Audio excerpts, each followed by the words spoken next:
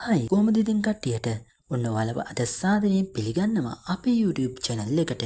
ඉතින් අද ඔයාලා බලන්න එකතු වෙන්නේ ටෝකියෝ ගුල් ඇනිමි කතා මාලාවේ season 1 එකේ දෙවෙනි එපිසෝඩ් එක බලන්නයි. එහෙමනම් ඉතින් අපේ YouTube channel එක තාම subscribe නොකරපු කෙනෙක් නම් ඔයා channel එකත් subscribe කරන්න. එහෙමනම් අපි යමු අද එපිසෝඩ් එකට. Even when you feel low, you can still go. Even when you feel slow, you can still go. Even when there's no hope, you can still go. I never answer to no, man, I still go.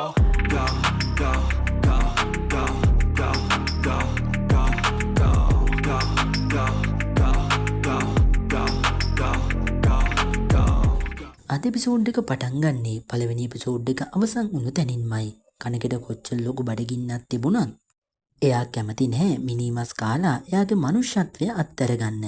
ටෝක බලෙන්ම minimus කණෙගේ කටේ එබුවත් ඒක ආයිත් වමාරන කණකේ කියනවා නෑ මම minimus කන එකින් එකව මරා ගන්න ඔයාලා වගේ රාක්ෂයෙක් වෙන්නේ නැහැ කියලා. මේක ඇහුණු ටෝක කණකට හයියෙන් පාරක් ගාන ගමන් කනකින් අහනවා මම රාක්ෂයෙක් නම් දැන් තමුසේ කවුද කියලා. ඔයා ගුල් කෙනෙකුත් නෙමෙයි ඒ වගේම මිනිස්සෙකුත් නෙමෙයි. ඔයා වගේ දෙමොහුන් කෙනෙකුට යන්න තැනක් නැහැ. ඔයාට මිනිස්සෙක් වගේ ජීවත් වෙන්න ඕනේ නම් දිගටම බඩගින්නේ ඉන්නවා. ඒත් එකක් මතක තියාගන්න. ගුල් කෙනෙක්ගේ බඩගින්න හරියට අපායක් වගේ.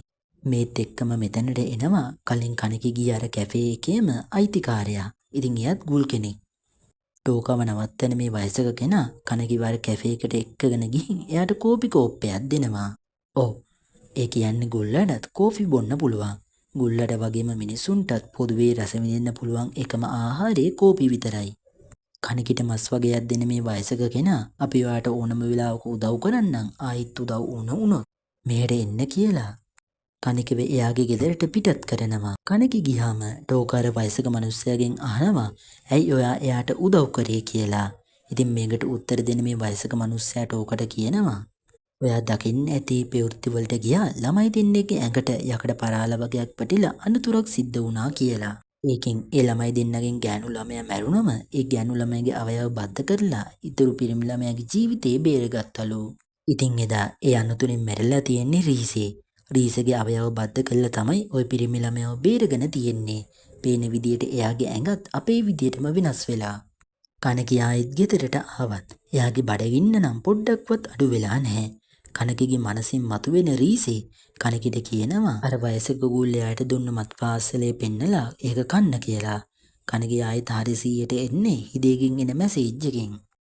දවස් ගානක් තිස්සේ කණකි හිදේගේ කෝල් වලටවත් මැසේජ් වලටවත් උත්තර දීලා නැහැ. ඉතින් කණකි තීරණය කරනවා මේ ගේ ඇස්සට වෙලා තවදුරටත් බඩගින්නේ දුක් විඳින්නේ නැතුව හිදේව මුණ ගැහිලා එන්න. හිදේව මුණ ගැහෙන්න යනකොට කණකි එයාට පාලනය කරගන්න බැරි විදියට රතු පාට වෙන එයාගේ වම් ඇහැ ආවරණයකින් ආවරණය කරගෙනයි යන්නේ. හිදේ කියන්නේ කණකිගේ පුංචි කාලේ ඉඳලම යාළුවෙක්. කණකිගේ තාත්තා එයා පුංචි කාලෙදිම නැති වෙලා තියෙනවා. පස්සේ එයාගේ අම්මන් නැති වෙලා. එතනින් පස්සේ කණකි තනි වුණාම කණකිට අඩුම තරමේ එකම යාළුවෙක්වත් ඉඳලා නැහැ. මෙන්න මේ කාලේදී තමයි කණකිට හිදේව මුණ ගැහිලා තියෙන්නේ. කණකී හිදේ ඉතාමත් හොඳ යාළුවෝ විදියට එදා ඉඳන් ආශ්‍රය කරලා තියෙනවා. කණකී හිතනවා එයා මනුෂ්‍යත්වය අතහැරගත්තා ගුල් කෙනෙක් බවට පත් වුණොත් Tamanට ඉන්න එකම යාළුවත් මේකෙන් නැති වේවි කියලා. හිදේ කණකිව එක්කගෙන පොඩි දෙයක් ගන්න ඕනි නිසා එයා දන්න කෙනෙක්ව හම්බ වෙන්න එනවා. ඔන්න මෙතනදී තමයි කණකී සෑහෙන පුදුම වෙන්නේ. ඒ මොකද කියලා කිව්වොත් හිදේ අඳුරන මේ කෙනා වෙන කවුරුත් නෙමෙයි කලින් දවසේ කණකිව මරා ගන්න හදපු ටෝකා ඒ වෙලාවේදී ගහලා පන්නපු අර ගුල් නිෂිකී. කණකි විතරක් නෙමෙයි නිෂිකිත් අඳුන ගන්නවා මේ ඉන්නයාට කලින් දවස මුණ ගැහුණු එක හැක් විතරක් රතු පාට ගුල් ළමයා කියලා. මේ වෙලාවේදී නිෂිකී හිදේවත් එක්කගෙන වෙන ගමනක් යන්න තමයි ලෑස්ති වෙන්නේ. ඒත් මේ නිෂිකී කියන්නේ ගුල් කෙනෙක් කියලා දන්න කණකිට තේරෙනවා. නිෂිකී ලෑස්ති වෙන්නේ හිදේව මරන්න එක් කරගෙන යන්න කියලා. කණකිත් මේ දෙන්නත් එක්කම එනවා. මගදී නිෂිකී හිදේටයි කණකිටයි කෑම පවා අරගෙන දෙනවා. අරගෙන දෙනවා විතරක් නෙමෙයි ගුල් කෙනෙක් වුණා නිෂිකී බොරුවට හරියේ කෑම මෙයාලා ඉස්සරහා කනවා. මේකෙන් කණකි තේරුම් ගන්නවා නිෂිකී එයා ගුල් කෙනෙක් නෙමෙයි කියන එක අහංගන්න හොඳටම රඟපානවා කියලා. මේ අය පාළු තැනකට ලං වෙනකොටම ක්‍රියාත්මක වෙන නිෂිකී හිදේට හයියෙන් පහරක් ගහනවා විසි වෙලා සිහිය නැති වෙන්න. තමුන් කවද ඉඳලද හිදේගේ පස්සෙන් එන්නේ. එයා මගේ කෑමක කියලා නිශිගේ කණිකිට දරුණු විදියට පහර දෙන්න පටන් ගන්නවා. රීසේගේ එක පහරකින් කණිගේ මරණයට ලං වුණත් දැන් එයා ගොළු කෙනෙක් නිසා මරණීය පාරවල් වලින් වුණත් කණිකට ඉක්මනටම සුව වෙන්න පුළුවන්කම ලැබෙනවා. ඒත් ඉතින් එහෙමයි කියලා කණිකිට නිශිගේ එක්ක සටන් කරන්න නම් පුළුවන් වෙන්නේ නැහැ. මොකද නිශිගේ යාට වඩා හුඟක් ශක්තිමත්. කණිකිට හොඳටම පහර දීලා නිශිකී හිදේව මරන්න හදනකොටම කණිකිට පුංචි කාලේ ඉඳලා එයාට හිදේ එක්ක තිබුණු බැඳීම මතක් වෙනවා. එයාට ඕන වෙනවා තමන්ගේ යාළුවව ආරක්ෂා කරන්න.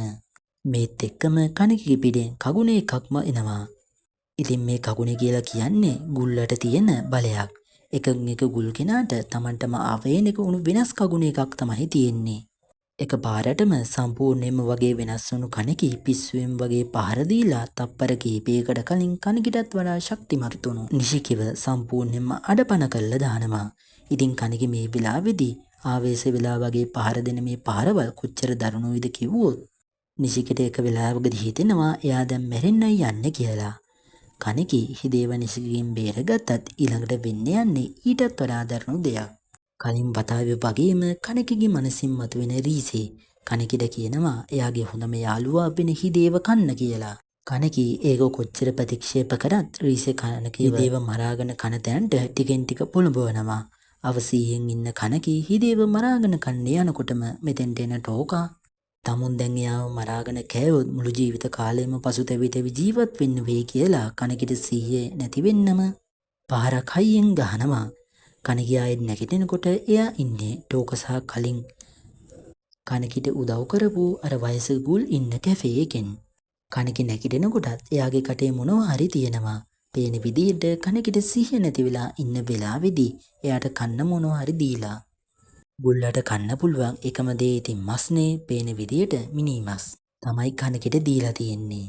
ඉතින් මේ කැෆේ එකේ අය කණිකිව විතරක් නෙමෙයි හිදේවත් බේරගෙන බේත් කරලා තියෙනවා. අර වයසක ගුල් කණිකිට කියනවා ඔයා දැන් පත් වෙලා ඉන්න තත්වය ප්‍රතික්ෂේප කළාට වැඩක් වෙන්නේ නැහැ. ඔයා කවුද කියලාම අවබෝධ කරගන්න. නැත්තම් ඒකෙන් ඔයා ආදරය කරන අයට අනුතුරක් වෙන්න පුළුවන්. මේ වෙලාවේදී කණිකී මේ වයසක ගුල්ගෙන් අහනවා මිනිසුන්ටවත් ගුල්ලටවත් අයිති වෙන්නේ නැති මම වගේ දෙමවුන් කෙනෙක් කොහෙද ජීවත් වෙන්නේ කොහොමද ජීවත් වෙන්නේ කියලා. ඉතින් මේකට උත්තර දෙන්න මේ වයසක ගුල් කියන්නේ කණිකී කීයටවත් හිතපො නැති විදිහේ උත්තරයක්. ඔයාට තමයි මිනිස්සු අතර වගේම ගුල්ල අතර දෙපාර්ශ්වයේම ජීවත් වෙන්න පුළුවන් එකම කෙනා. ඔයාට ඕනම තැනක ජීවත් වෙන්න පුළුවන්. ඔයාට පුළුවන් කැමති නම් අපිත් එක්ක අන්තේකුවල ජීවත් වෙන්න. ඔයා හිතන තරම් අපි යක්ෂයෝ නෙමෙයි. මේ ජීවත් වෙද්දී ඔයාට අපිව තේරුම් ගන්න පුළුවන් වෙයි. ඉතින් මේ අන්තේකු කියලා කියන්නේ විසිවෙන විදිහේ තියෙන ගුල්ලගේ මධ්‍යස්ථානය. ඉතින් ඒ වෙන කොහෙවත් නෙමෙයි මේ කැෆේ එක.